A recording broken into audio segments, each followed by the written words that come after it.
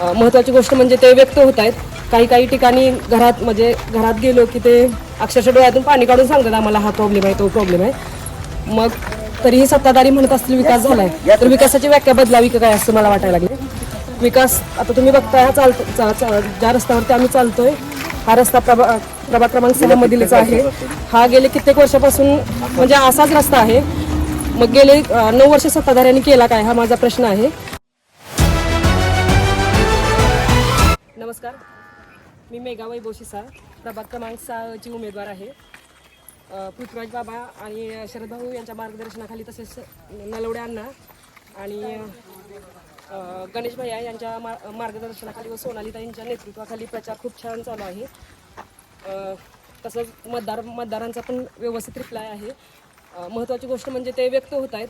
काही ठिकाणी घरात गेलो की ते अक्षरशः डोळ्यातून पाणी काढून सांगतात आम्हाला हा प्रॉब्लेम आहे, तो प्रॉब्लेम आहे. मग तरीही सत्ताधारी म्हणत असतील विकास झालाय, तर विकासाची व्याख्या बदलावी का काय असं मला वाटायला लागले.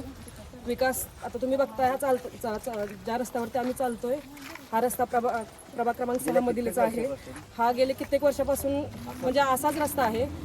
मग गेले 9 वर्ष सत्ताधाऱ्यांनी केला काय, हा माझा प्रश्न आहे. आणि वरती राज्यात, केंद्रात, तसंच पालकमंत्री आपले भाजपचेच आहेत. बदल घडवायचा असेल तर इथं पलूसच्या नगर परिषदमध्ये पण भाजप येणं गरजेचं आहे. बदल 100% होणार. फक्त जनतेला एकच विनंती आहे की संधी एकदा द्या, कारण त्यांना 10 वर्ष देऊन संधी बघितली आहे. एकदा भाजप येऊ देत, विकास कामं इथं येऊ देत. तसा जर भाजप जर इथं आलं तर एकच गोष्ट होईल की बदल म्हणजे विकास 100% होणार व बदलही होणार.